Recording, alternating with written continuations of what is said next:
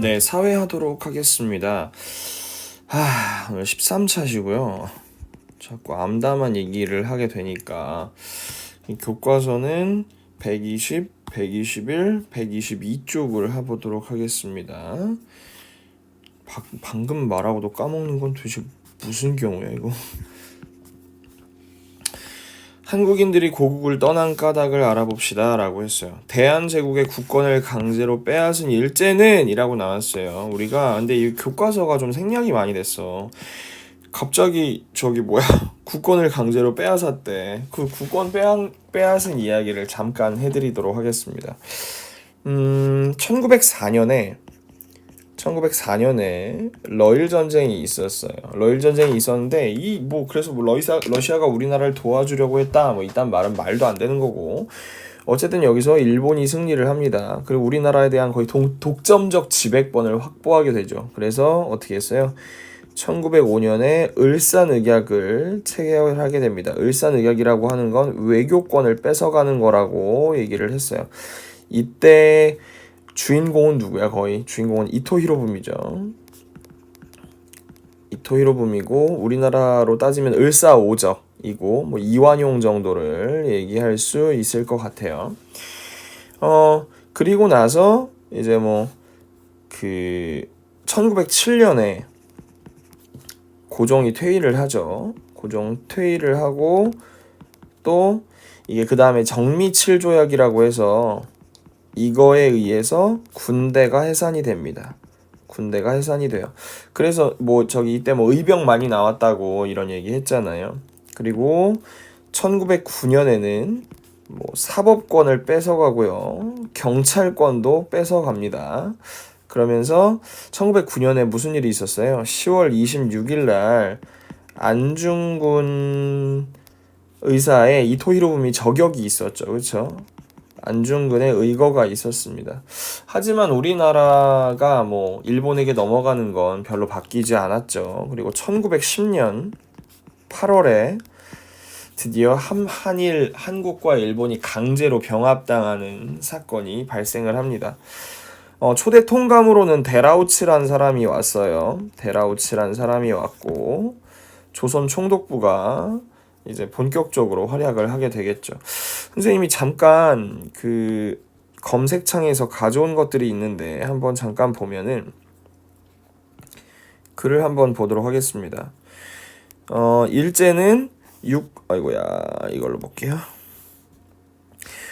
1910년 5일 육군 대신 데라우치를 3대 통감으로 임명하고 1대 통감이 이토 히로부미였죠. 한국 식민화를 단행하도록 하였습니다. 데라우치는 막바지 준비 작업으로 헌병 경찰제를 강화하고 일반 경찰제를 서둘러 정비하였습니다. 1907년 일제는 한국 경찰을 일제 손에 통합시켰는데 10월 각서를 교환함으로써 병합 조약을 체결할 수 있게 되었어요. 그리고 8월 16일 이게 1910년이에요. 선생님이 아까 잘못 얘기했네. 7년이네요. 9년이 아니고. 비밀리에 총리 대신 이완용에게 합병 조약안을 제시하고, 이완용이 그냥 나쁜 놈이네. 수락할 것을 도촉하였어요. 그래서 언제 했어요? 22일 날 이완용과 데라우치 사이에 병합 조약이 조인됐다. 근데 되게 웃긴 게 이런 큰 조약이면 약간 고종이 이땐 순종이죠. 순종이 했었어야 될 것 같은데 이완용이 했다는 거예요. 한국은 암흑의 일제시대로 36년을 맞이하게 되었다. 우리가 1945년에 광복을 맞게 되니까 조약이 체결된 이후에도 이 일제는 한국민의 반항이 두려워서 발표를 뒤에 미루고 8월 29일에나 순종으로 하여금 내리게 하였다. 순종이 더 발표하게 했어. 참 안타깝죠. 8개 조로 되어 있는 조약이 있는데 한국 정부의 일체 통치권을 완전히 또 영구히 일제에 넘길 것을 규정을 하였어요.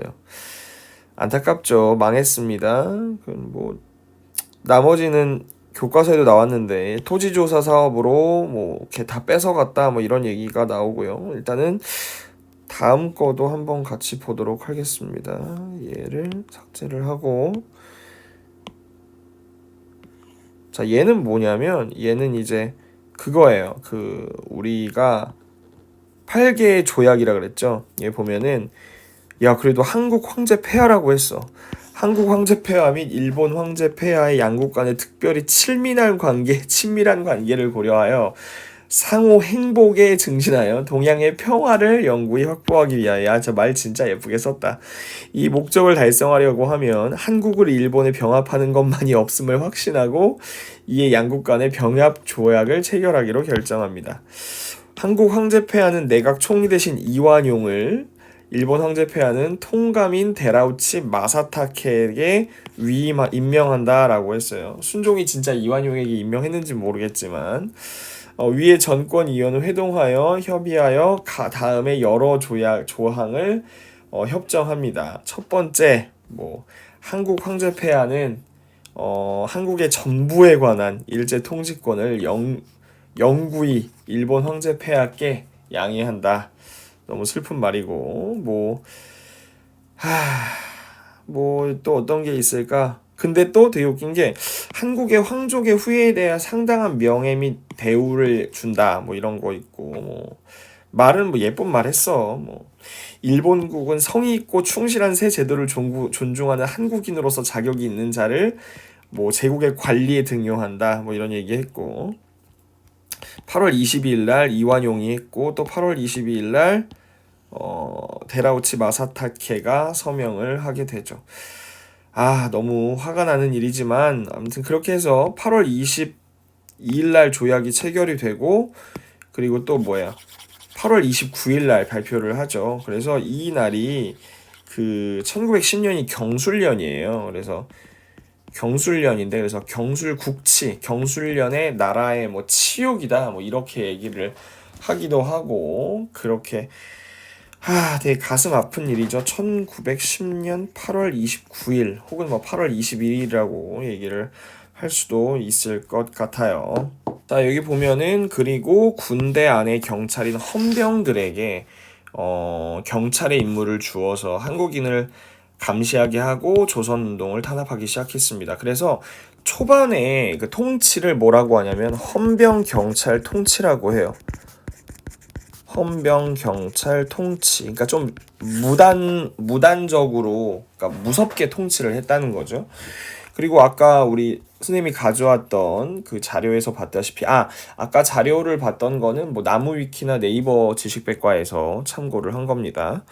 조선 총독부는 토지의 소유자를 확인한다는 명분으로 토지조사 사업을 시행하였다. 근데 이게 증서나 이런 게 없는 경우가 되게 많았어요. 왜냐면 조상 때부터 그냥 짓던 거였잖아요. 그래서 이게 확실한 주인이 있다라고 하는 증거가 없거나 서류가 또 되게 복잡했단 말이야. 그래서 다 뺏어갔어. 이 사업으로 농민들은 땅을 잃기도 했다. 굉장히 많이 땅을 뺏어가요. 그리고 또 토지 소유자들에게는 세금을 더 많이 걷어 한국인을 억압하는 데 사용했다. 경복궁에 일장기가 걸린 사진이죠. 토시조사 사업 내용이에요. 토지를 신고했는데 무슨 까닭으로 우리 땅이 아니라고 하는 거예요. 이 땅에서 나가시시오. 조사 결과 이 땅은 당신 땅이 아닌 것으로 확인되었소. 아니 대대로 농사짓던 땅인데 어찌 농사를 짓지 못하게 하느냐 말이요. 그러니까 조상 때부터 이렇게 농사를 짓던 거니까 증서나 이런 게 따로 없었다는 거잖아. 그리고 또 토지가 이제 확실히 주인이 가려진 것도 토지 사용료를 내라고 얘기를 했던 것이죠. 가슴이 아픈. 나라 잃은 한국인은 어떤 고통을 겪었을까요? 우리나라가 아닌데 세금을 많이 내고 토지를 뺏기고 이런 거. 그죠? 여기 보면 이제 토지를 빼앗기고 많은 세금을 냈습니다. 이런 얘기를 쓸 수 있겠죠. 가슴 아픈 일이에요. 자, 일제의 탄압과 수탈이 계속되자 만주와 연해주 등 국외로 떠나는 사람들이 늘어났다. 지난주에 한번 얘기했지만 만주는 이 위에고 그리고 이쪽 땅, 러시아 땅이 연해주라고 선생님이 얘기했었어요. 국내 활동이 어려워진 독립운동가들은 다른 나라로 건너가서 활동을 이어갔습니다. 안창호 선생님 중요하시죠? 일제가 우리나라를 강제로 빼앗기 전부터 한국인들의 실력 양성을 위해 노력했어요. 그는 평양에 어떤 학교를 세웠다요? 대성학교를 세워서 나라 인재를 키워냈으나 나라가 망할 것을 예상하고 신민의 간부들과 함께 중국으로 망명했다. 이거 되게 근데 웃긴 게 신민회가 뭔지도 설명을 안 하고 신민의 간부들이라고 말하니까 너무 어렵지 않아요? 신민회 잠깐 설명하도록 하겠습니다. 1907년에 만들어진 단체예요. 신민회고요. 쉽게 요약하면 이제 비밀 결사단체라고 하면 돼요. 비밀 결사단체. 그러니까 비밀 결사를 해서 독립운동을 위해서 노력한 단체라고 얘기를 하시면 되는데 결국 이것도 적발이 되어서 신민회가 없어지게 됩니다. 그는 미국으로 건너가서 샌프란시스코에 흥사단을 세웠어요. 흥사단 지금도 있어요. 안창호 선생님의 정신을 따라서 충북에는 청주의 흥사단 청주교대 근처에 있습니다. 한국인들의 실력을 양성하는 운동에 앞장섰어요. 이회영이라는 사람 되게 중요한데요. 뒤에 나왔는데 신흥 강습소, 후에는 신흥 무관학교라는 걸로 바뀌게 되고 항일 독립군을 키워냈습니다. 지금은 서울의 경희대학교 있죠. 경희대학교가 신흥 무관학교를 이었다고 이야기를 할 수가 있어요. 이회영 선생님 어떤 사람인지 볼게요. 이 사람 대단한 사람이에요. 이회영 일가는 명문가인 동시에 조선에서 손꼽히는 부자였어. 지금으로 따지면 뭐 몇백억 자산가였습니다. 하지만 이회영은 나라를 일본에게 뺏기자 형제들을 모아놓고 다음과 같이 이야기를 했습니다. 우리 형제가 대의 이제 큰 뜻이죠. 대의가 있는 곳에서 죽을지언정 외적 밑에서 노예가 되어 생명을 구한다면 이는 짐승과 같다. 이회영과 5 형제들, 그 가족들은 막대한 재산을 처분하고서 고향을 떠나서 한국과 가까운 만주 지역으로 갔어요. 여기 보면은 삼원보라는 지역으로 가서 신흥무관학교를 세웠다고 나오죠. 이회영은 여러 독립운동가들과 함께 신흥강습소, 후에는 신흥무관학교로 바뀌었다고 했는데 폐교될 때까지 2천여 명의 졸업생을 배출했고요. 이 민족의 독립운동을 위해 많은 노력을 했습니다. 지난 1, 2년간 그럭저럭 동료들이 사업비와 생활비를 보태주었지만 3, 4년 후에는 한 푼도 보내주는 이가 없었어요. 외놈들의 세력이 점점 커지니까 우리를 보살펴주는 사람이 없었죠. 그때는 정말 뵙기 딱하고 가여웠어요. 누가? 이회영 선생이 그랬겠죠. 너무 가난해서 한 달 중 15일에는 밥을 짓지 못하고 잘해야 점심 한 끼만 먹었어요. 노인이 어찌 견디리요. 지금도 생각하면 가슴이 아픈 일입니다. 이회영 선생의 부인이 썼던 이야기입니다. 이회영 선생은 왜 고향을 떠나서 만주 지역을 갔을까요? 라고 했는데 여기 뭐라고 하냐면 우리나라에서 노예처럼 살기 싫기 때문이죠. 일본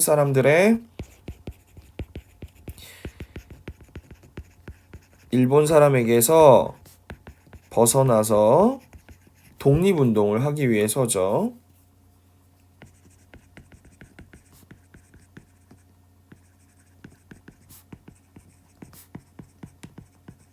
그리고 신흥강습소를 왜 세웠어요? 신흥강습소 당연히 우리나라의 독립을 위해서 여러 군인들을 키워내기 위해서죠.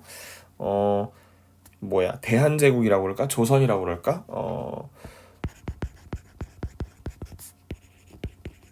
조선에 위해서 실력 있는 군인들을 키워야겠다고 생각했기 때문이죠.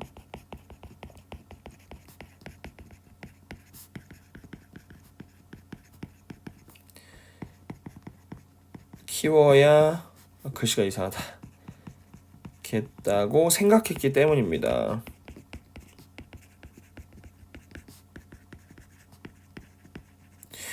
이회영은 독립운동을 하면서 여러분 여기 보면 뭐라 그랬어요? 사업비와 생활비가 없어서 굶었다 그랬잖아, 그쵸? 자금의 부족으로 학교 운영에 어려움이 있었고 굶는 경우도 있었다.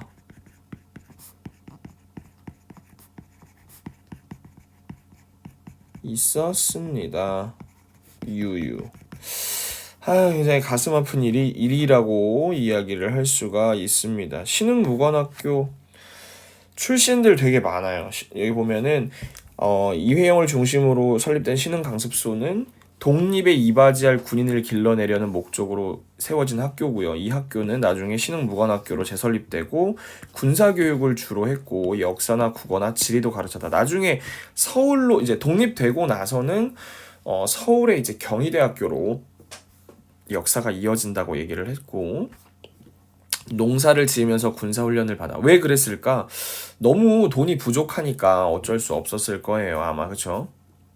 오늘은 여기까지 하고 다음 시간에 계속 이어서 하도록 하겠습니다. 안녕.